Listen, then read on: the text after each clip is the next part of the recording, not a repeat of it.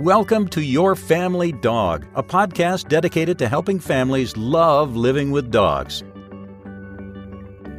Welcome back to the Your Family Dog podcast. I'm Tina Spring, and I'm joined today by my smart and pretty and a little overwhelmed co-host, Julie Fudge Smith, and we are both preparing for the holidays. So this might be a little bit of a mess. What we thought we would talk about today is activities that you can do with your kids when grandma or the dog need a break. And this is actually Ruth Guthrie, a customer of mine in Florida, actually gave me this podcast episode idea because she was enjoying her golden retriever puppy and her lovely, smart, and active 5-year-old grandson at the same time. And it was a little overwhelming. And so we talked about some strategies for how to get the puppy enough rest and keep the child occupied and having a good time. Because, of course, the puppy and her grandson are a little fixated on each other, which is, a relationship that we want to safely foster.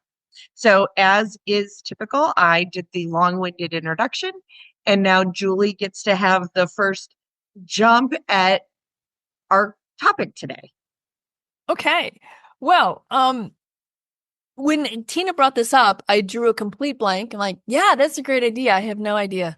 But then she said something and then the creative juices started to flow. So I think we're going to be able to give you a wide variety of ideas from really super simple crafts to other more complex things if your kids are older. One of the things that I was thinking that would be real easy for even little ones to do would be to create some decorations for the dog's crate. And so while the dog is in his crate having a snack, you and the kiddos can create snowflakes. I think it's people still fold up paper and do snowflakes, but that would be a really simple, easy thing to do. Even little ones can do it who are just practicing with scissors. They can make a couple of cuts and make some snowflakes, and you can decorate the window around the doggy. His crate, you can decorate his crate. You can make little, cardboard or construction paper ornaments to tape on the outside of his crate. Kind of things to make it a little bit more festive for him and not requiring a whole lot of effort on your part, just some paper and scissors and tape. And so that's one thing I thought that you could do. And each, that could be something that could be done with, I could see myself doing that with Lizzie, who's 3, but I can also see myself doing this with Sophia or Henry. Sophie's 13, Henry's 15. They might make very elaborate snowflakes. So I think that this is something that could be used for a wide variety of ages. That was my first thought. Tina, What do you got?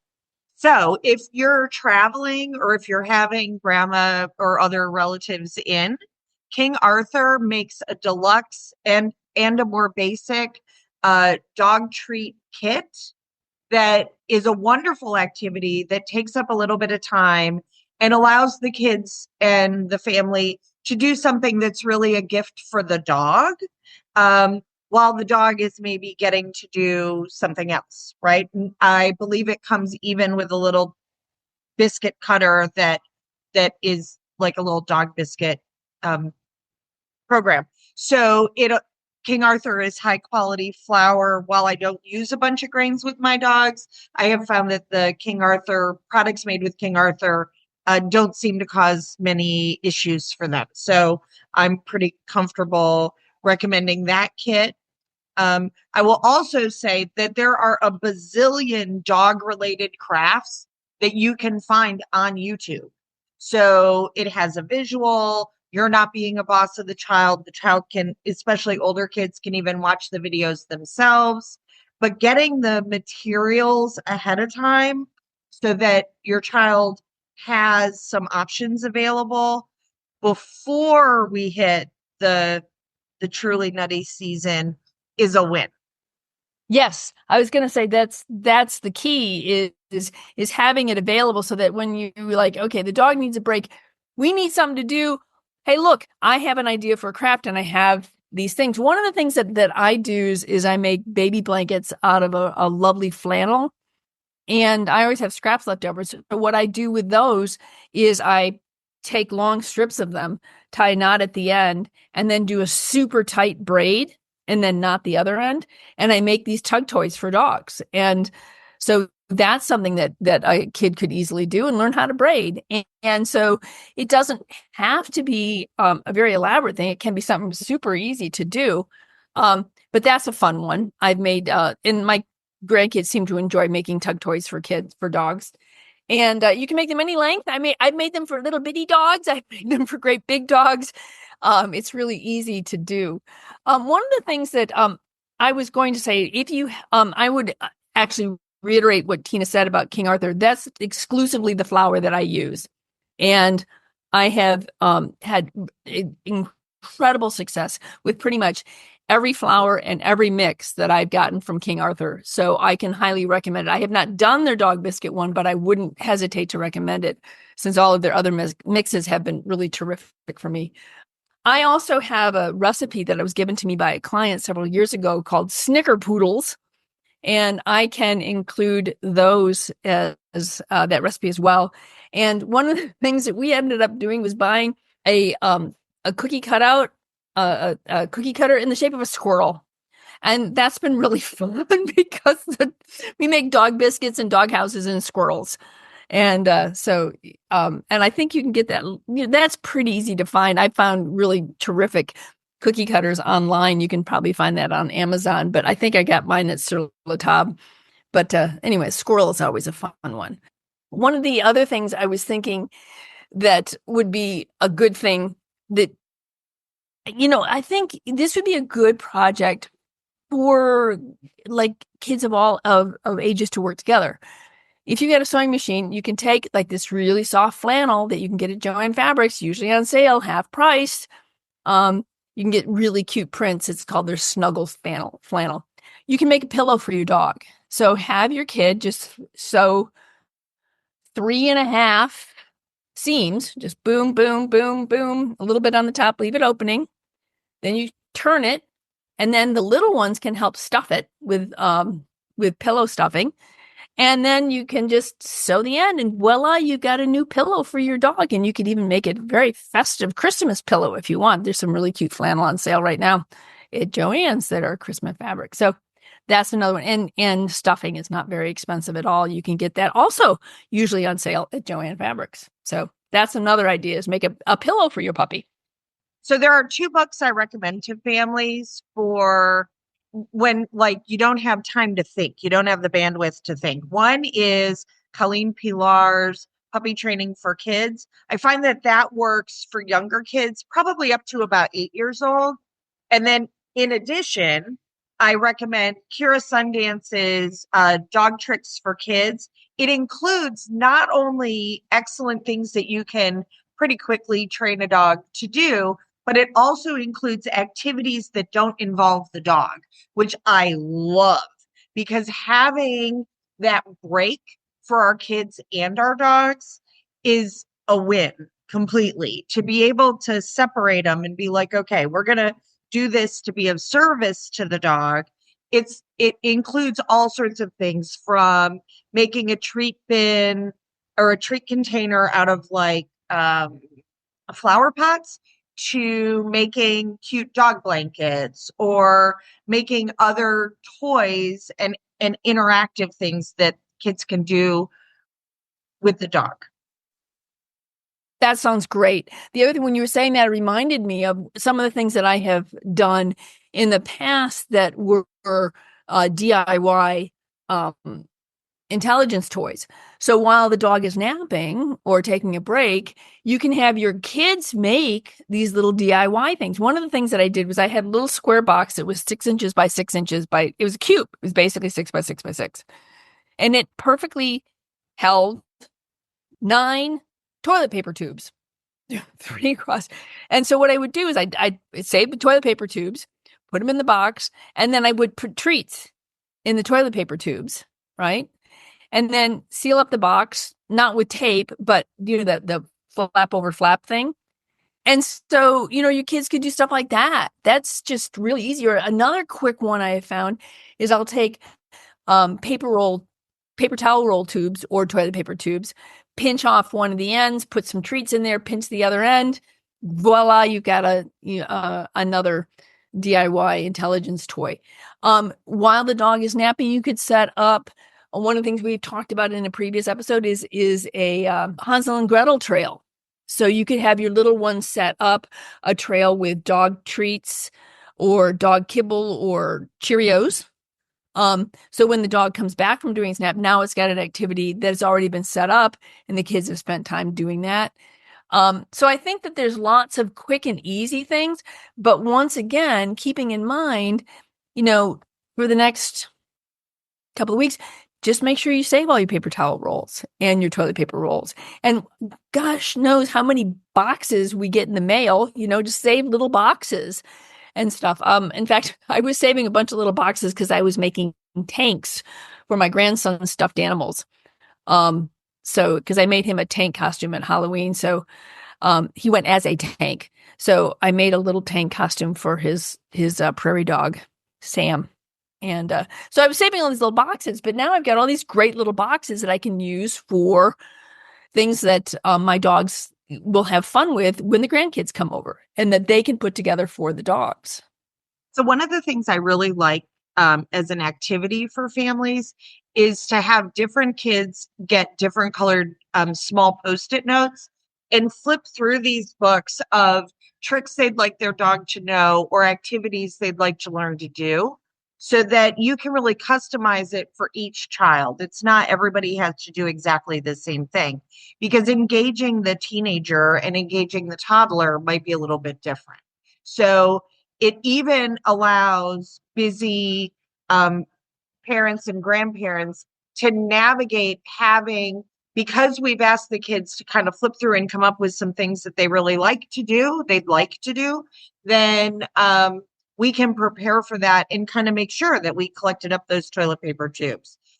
Likewise, I have to show you, this is the cutest thing. So I have a little girl whose mom is in our class, and each week she makes a different little necklace for their adolescent puppy. So this one was a little bit small. So she told me I could have it for my dogs. And you guys can't see it because it's just a podcast. It's these cute little plastic beads that are all different rainbow colors. And it's just on a piece of round elastic, right? And I thought, oh my goodness, this is like the cutest little idea. And the little girl loves making this for her puppy. And it's really cute. The puppy loves wearing it. Now, we're not going to leave it on all the time. And now Julie's holding up her own. Making these cute little plastic bead necklace things is super cute. And it's not invasive for the dog. So it's not like making a sweater for the dog. This is pretty simple to do. Yeah, no, mine is a necklace that my granddaughter made for me for my birthday, and it's got little heart beads. But yeah, it's just super simple, easy kind of thing. The other thing that would be a cute thing to do was one of the things I recommend for families that have multiple children and that they all want to walk the dog is that everybody gets their own color leash. Take them to, Walmart or something and have them pick out their color leash so that when, mom pulls out the yellow leash, we know it's Edward's turn to walk the dog. Well, why not decorate the leash? You could use creative, you could use paint markers, you could use magic markers, you could, do something like that. You could decorate your leash that you have to walk your dog. And that would be a fun and easy thing to do. But I love the necklace thing. I hadn't thought of that at all. I think that's just adorable. I may recommend, the other thing is one of my daughters has a dog and the other one has 4 cats. So I would imagine that you could probably make little cat necklaces too, if you wanted to, something to do for the cats. Although I think one of their cats might actually take your hand off if you tried to put a necklace on it. But a couple of the cats would probably be. Well, but so I think that cat, you could probably make the little beaded necklace like a little a toy that the cat can play with. So maybe augment it from a necklace to here's a cute toy that the cat can beat up and play with and have a good time monkeying around with that. Well, what you could do is you could put some beads, you could knot them on the end of a string and then tie the string to I was thinking I've got these long poles for roasting marshmallows I got for the summer. You tie it onto that. Now you've got this great toy you can play with your cat with. Exactly. The other thing is, I was going to say, what I'm doing for my grandcats for Christmas is I grew catnip, or one of my granddaughters planted some catnip in my garden this year. So it's drying at the moment. I'm going to make little satchels of catnip for my grandcats. And so if you have kitties, you can also, if you have cats and dogs, multiple species household, and you're running out of things to do for the dog, you can do something like that for the cats. Just a little catnip in a little satchel, same kind of thing. You just sew it on three sides, stuff it, and sew the other end. Or you can the other thing I've got is I've got these little, I collected them over the years. I have all these little bags that are kind of like little gauzy bags with a tie string. You could just fill that with catnip and tie it up. Or you could even fill those with some of the dog treats that you made and give them, not only put them in your dog stocking at Christmas, or give them away, make some for grandma's dog. That's the other thing too, is you can use these as gifts as well for other people. I have really good luck with families decorating little aprons that have pockets to help their children carry around and organize treats and all the things, all the accoutrement for working with and walking with and playing with the dog. So kind of building those executive skills of, oh, we have a poop bag. Obviously, I'm not having kids pick up poop in a poop bag, but they really like generally being helpful. So saying, oh, do you have the poop bag in your pocket? I forgot it, right? Puts your child in this position where they're really helping. I will say, when I have relatively young children or children who are highly distractible, say you have the child who is a little bit maybe fixated on the texts from their friends, I do a dual leashing system when we're walking the dog. Yeah. Unless it's an old elderly dog who will never ever pull out of someone's hands. So I put a long line on the dog that I'm holding. It's just for safety, and the children get to use a shorter leash and to walk the dog. And we do work on good hygiene of making sure the dog is following the rules for polite leash walk.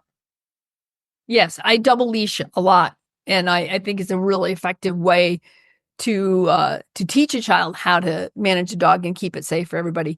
I was going to say, I love the idea of the aprons, and you can get 2-pocket paint aprons at Lowe's or Home Depot that are, you could easily decorate those, and those would be really fun. You can personalize those for each kid, and that would be launder beautifully. Like if you yes, get like they the do. little kid paint aprons or activity aprons, they launder great. They're nylon.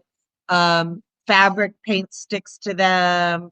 I have kids decorating them all the time, and they think that that's the nuts. There are also really good activities, so long as the dog does it resource guard, where you can get the little teeny tiny canvas frames, put them in heavy duty Ziploc freezer bags, smear like peanut butter on it after you've put little dollops of paint in the bag, and then hold them down on the floor. So as the dog is licking, in an enthusiastic way, peanut butter off of the bag, they're pushing the different paint colors around on the little canvas that's underneath. My experience is the kids grown-ups too, absolutely love doing that. If you're in a warm climate, you can even do tempera paint on feet or on noses to let dogs do paw prints or nose prints. And those can easily be made into cute little gifts for your vet tech, your favorite vet tech, or your favorite veterinarian, or for the pet sitter. So cute little trinkety things that are good remembrances of our dogs too. I love that. That's great. I hadn't thought about the little canvases. So I don't know if my dog could be artistic or not. We'd have to figure that one out. I'm afraid Clementine might just sort of eat the plastic bag, and Susie would go, I don't know what I'm supposed to do with this. This is just like too hard, Mom. But so it's funny. Yeah. So Marco thinks it's hard. So I have to really encourage him to really lick it.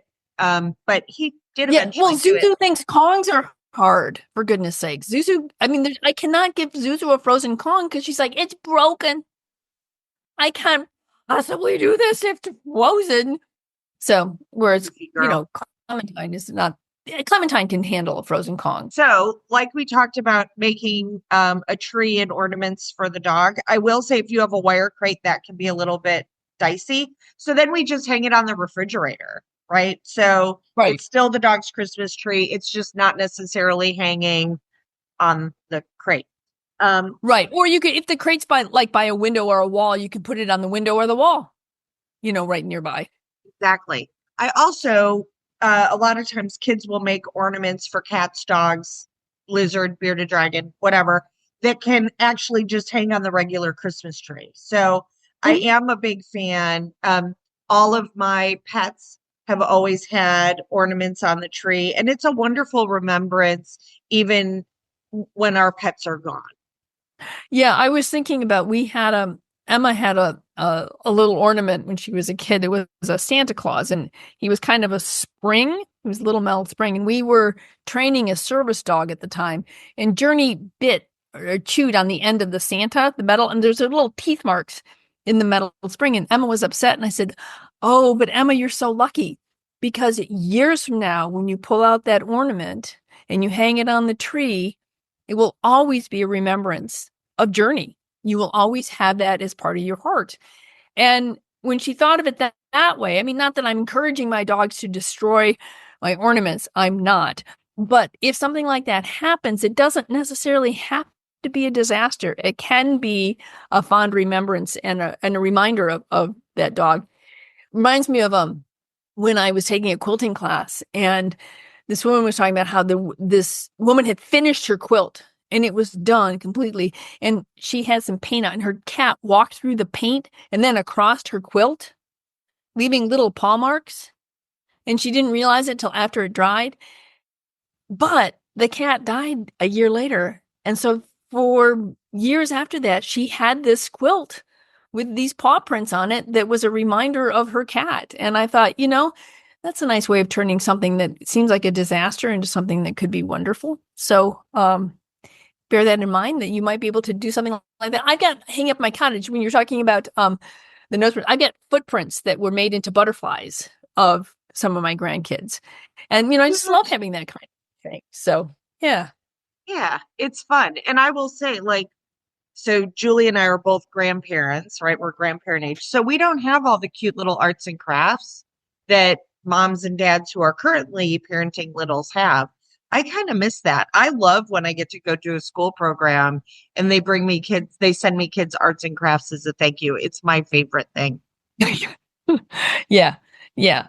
And so that's the other thing, is I think Tina mentioned it, but I wanted to reiterate, what you could do is if you're traveling to your kids' grandparents' house, and you want to make sure, and you're taking the dog and you want to make sure that they've got something to do, you could have the dog biscuit kit from King Arthur drop shipped to your mom and dad. Or any of the crafty supplies. Right. Just make sure that, you either show up with it or you send it to your mom and dad so that they have stuff there, so that, it's just a way of sort of making sure that your visit is good all around in a positive way. It's a little bit smoother. It was interesting in talking to Ruth, just as I was giving her small just ideas of things that she could do with her 5-year-old grandson that were still kind of dog-centric ideas, but that didn't include Leo being in the middle of everything. I got to watch her creative juices kick in. She just needed a head start. And so when she started to think about if we could have taken some breaks, and, he loves to do arts and crafts. She's an amazing artist. And so he loves arts and crafts time. So now she'll just plan some arts and crafts ahead of time and redirect him when she needs a little bit of a break of trying to manage an amazing little boy and a happy, bouncy puppy. Right. Because it is a lot to manage all of that together. Yeah. Well, that's the other reason why I was thinking when you were saying that, is that to have more than one activity, because I was thinking I've got 9 grandkids and they're not all going to want to do the same thing. Right. So to have the supplies for a variety of things, like, Robert really likes to cook, so he would want to make the dog biscuits. And, Edward loves to weave things. So, making something crafty would be great for him.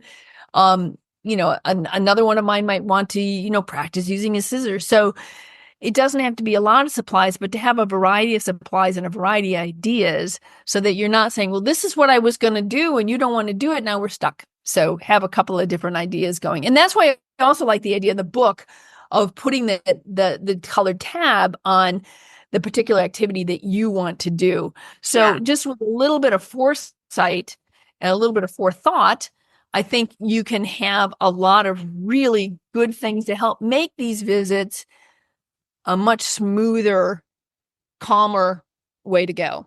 Right. And like my older my families with older kids, like stuffing and freezing and getting creative with Kongs and topples and rumbles and all that is totally in their wheelhouse, right? So they have a really good time taking the leftovers and making those into things to get the dog out of the way. And to get the dog doing things that aren't really going to upset the dog's stomach, but are going to keep the dog busy for a little while for when the family wants to do stuff without the dog. Yeah, it reminds me of something Colleen told me, I don't know how many years ago. We're not going to say not that many so that Colleen and I don't sound so old. But anyway, one of the things that I know she does is on Sunday afternoons, she stuffs 8 Kongs. One for each day of the week, and then an extra one. And so that's the kind of thing is let's think in terms of multiple Kongs, not just stuffing one, but let's have lots of Kongs in the freezer so that they're readily available when we really need them. And it can, if you stuff them just right, they can be instead of a meal, so that instead of getting dinner, you're going to get this Kong because it's stuffed with your kibble and some beef broth and, whatever, maybe a few pieces of chicken that can substitute for a meal. Exactly. And it's a great time for I use a lot of freeze-dried raw that I'll reconstitute and make into kind of a dense slurry. And that's easy to pack into Kongs as well. And for dogs like Zuzu, who struggle a little bit with the idea of frozen Kong, I have found if they like carrots, freezing a carrot as a fuse or a bully stick as a fuse really helps them get over that hump of having to work a little bit harder to get what's in it. Because if a puzzle is too difficult, the dog will lose steam and not enjoy it. Yes, absolutely. And I just remember thinking, like with Bingley, one time when he was at the top I gave him a Kong. He was at the top of the stairs leading our back stairs at our old house, leading downstairs, and he dropped the Kong. And it went boing, boing, boing, and kibble went everywhere down the stairs. He thought that was the best thing ever. So every time I gave him a Kong from that point, he would go to the top of the stairs and drop it down the stairs. So I didn't give him frozen Kongs because would have defiled. That would be fun for him. Right. But, I never mind. He cleaned up every single last piece of kibble. There was never one left, but boy, he just loved it. So I just like the fact that the dogs can be creative in their response to these things as well. And there was a complete accident, but he found it delightful.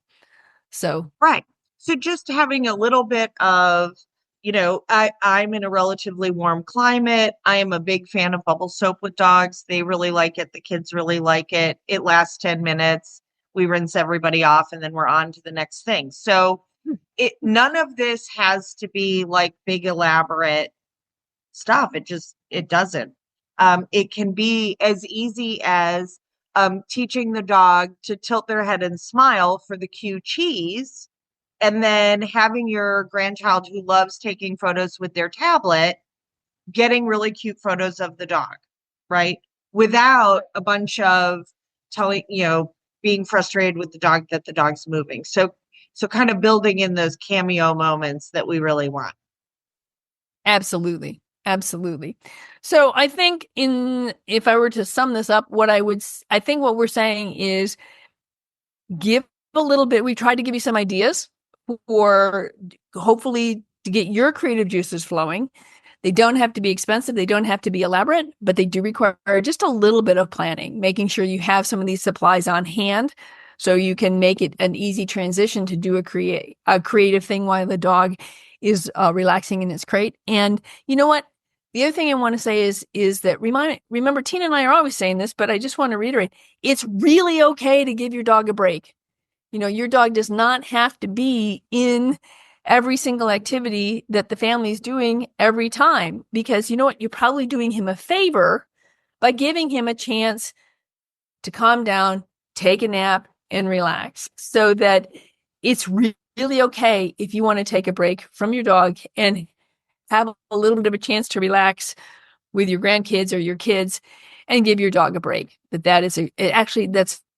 giving, it's a blessing for you and your dog, so that when you come back together, everybody's going to be ready to do that. Well, and for example, if you have a puppy who chews up dog beds, well, your kids can make cute little dog beds that you're going to donate to the local rescue or shelter, right? To make those dogs' Christmases a little bit more merry and bright. So, or Hanukkah or Kwanzaa or Festivus, whatever we all are celebrating. It's the Festivus dog blanket making day. That's always a big one for us. Right. And so I do encourage families to think in terms of kind of that messy middle of the vacation time, right? When kids first open presents, they don't care about the dog. They want to play with their gifts, right? But after the shine has come off and we're on the weekend between Christmas and New Year's, just having a couple of different activities makes a huge difference.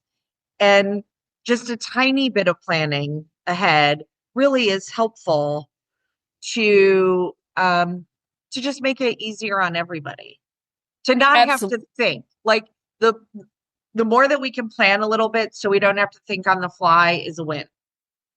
Yes, I would agree. And I think that what you'll find is that it's just going to be a much happier holiday all the way around for you and your dog. And you might find that your dog gets in a lot less trouble if you've taken the moment to give it some time off. The other thing is that these stuffed Kongs, that kind of stuff, keep that in mind when gift unwrapping is going on, because oftentimes that can be a very exciting time. And maybe that's not the time that you really want your dog to get all amped up. So think about this being a good time for your dog to take a break while everybody else is unwrapping gifts. Absolutely. Things like no hides are a wonderful opportunity for your dog and generally are easy on the belly. Yeah. Well, one of the things we used to do is we used to give the dogs their gifts first. And one year I put together for the retrievers, I had Bingley and Hudson, and then we had Rebel, who was just not interested in tennis balls. So his box had treats in it and a toy, a couple of stuffed toys and stuff like that. But for the retrievers, I'd gone to the tennis coach and got a bunch of used tennis balls, and each dog got a box of 100 tennis balls.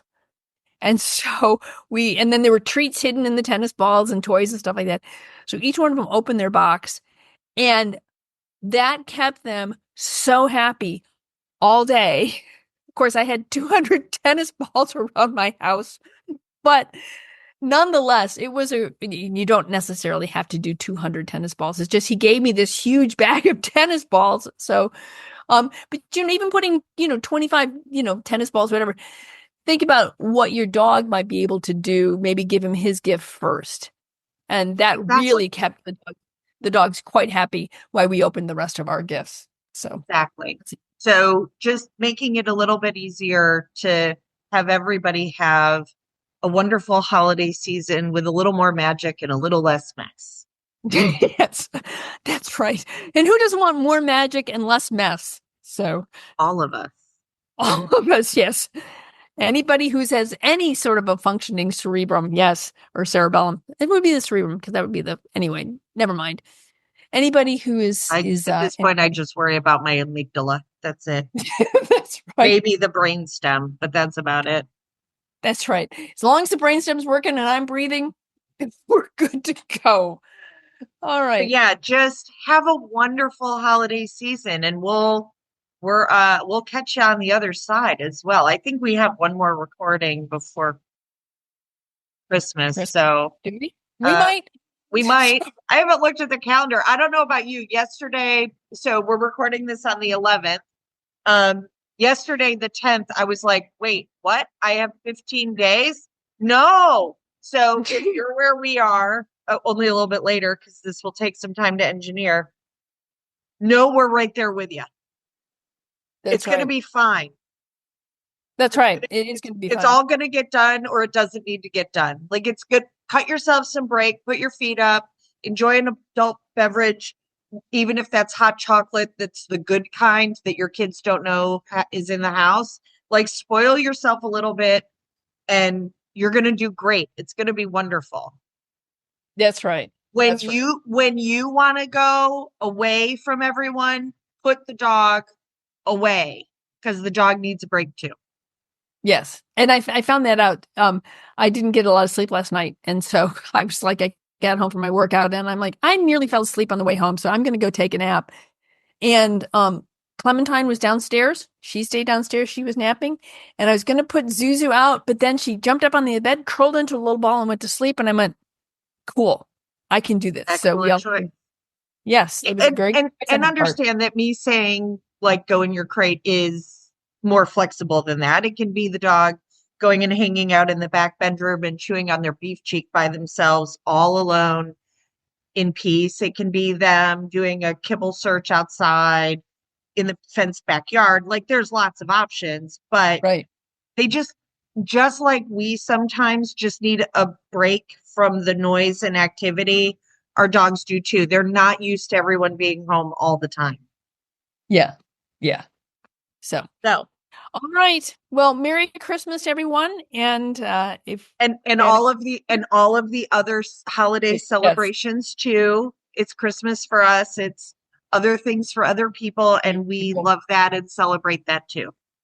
That's right. So Festivus for the rest of us. So exactly. Later we'll be doing the airing of grievances. which I actually do think is would be kind of and it might be good hygiene to be like, are there any grievances that need to be aired? Yes. But the thing is I don't know how many people know that episode of Seinfeld anymore. I mean, that's getting kind of old. So we might have to link it in the show notes. Right. I'll make a note. Well, thanks for joining me today. I'm glad that in your overwhelm, we had a little bit of time to get together and record this episode, because I think it's a good one. I do too. All right. Thanks. So now you guys tell us what you think. Yeah, that's right. Just because we like it doesn't necessarily mean we've completely amused ourselves. That's right. So, all right. Well, you all have a great holiday season, whatever you're celebrating, and we'll see you next time on Your Family Dog. Thanks for listening to Your Family Dog. Got questions? Interesting ideas? Visit www.yourfamilydogpodcast.com to share your thoughts.